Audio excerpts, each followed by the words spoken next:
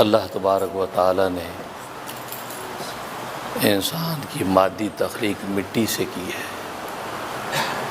انسان کو اللہ تبارک و تعالی نے مٹی سے پیدا کیا ہے اور مٹی ہی کے اندر اس کو دفن کیا جاتا ہے اور آخرت میں مٹی ہی میں سے اٹھایا جائے گا۔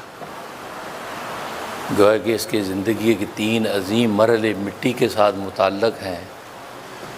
پیدا ہوا تو مٹی سے پیدا ہوا، اور دفن ہوا تو مٹی میں دفن ہوا، اور کل روز قیامت میں اٹھایا جائے گا تو مٹی سے اٹھایا جائے گا۔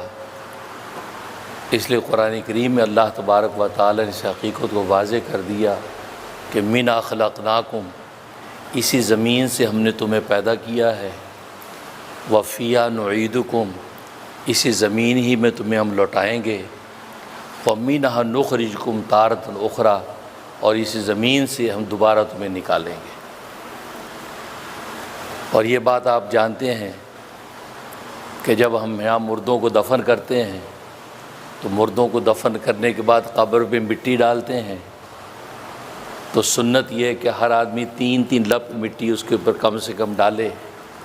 تو پہلی لپ بھر کے وہ آیت کا پہلا ٹکڑا پڑتا ہے مِنْہَا خَلَقْنَاكُمْ، کہ ہم نے اسی مٹی سے اسی زمین سے تمہیں پیدا کیا ہے۔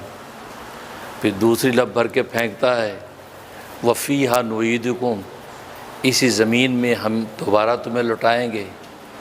پھر تیسری لپ بھر کے وہ پھینکتا ہے قبر پہ اور کہتا ہے مِنْہَا نُخْرِجُكُمْ تَارَةً أُخْرَىٰ، اور اسی زمین سے ہم دوبارہ تمہیں نکالیں گے۔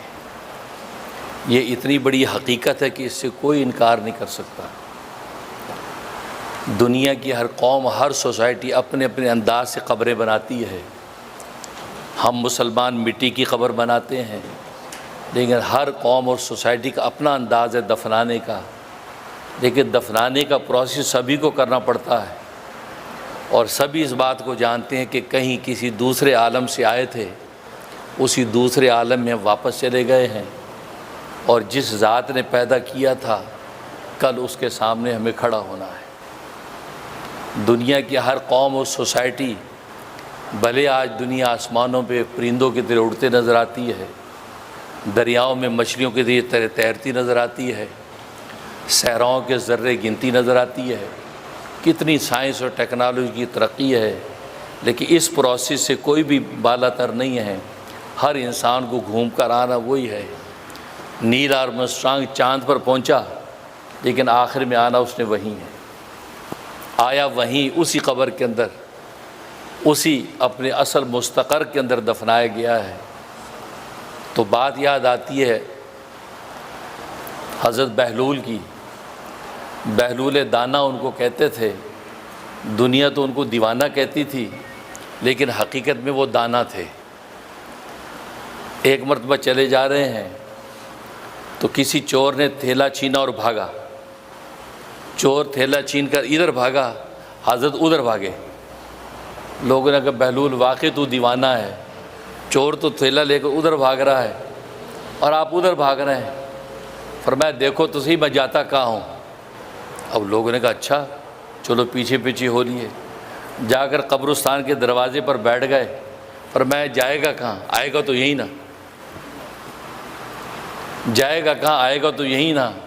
جو چور تھیلا چھین کر بھاگے، یا نیل آرمسٹرانگ چاند پر پہنچے، یا آج کی دنیا مریخ کو فتح کرے، یا ایک ملک دوسرے ملک کو ہڑپ کرے، ایک ظالم دوسرے مظلوم کو چکی کے اندر پیسے، آنا اس نے وہیں ہے جہاں سے اس کو پیدا کیا گیا ہے، جہاں بہلول دانا بیٹھے ہیں۔ اس لیے ان کو کہتے ہیں بہلول دانا ہے، دیوانہ نہیں ہے، اس لیے کہ یہ دیوانہ وہاں دیکھتا ہے جہاں بڑے بڑے داناؤں کی نگاہ نہیں جاتی ہے۔ تو قبرستان کے دروازے پر بیٹھ کر انتظار کر رہے کہ جائے گا کہاں، آئے گا تو ہی نا۔ تو حقیقت یہ ہے وہ جو اصل مقام، اس لیے ہم قبر پہ مٹی ڈالتے تو یہ پڑھتے ہیں مِنْہَا خَلَقْنَاكُمْ۔ اللہ تبارک و تعالیٰ نے قرآن میں کہا کہ ہم نے اسی زمین سے تمہیں پیدا کیا ہے۔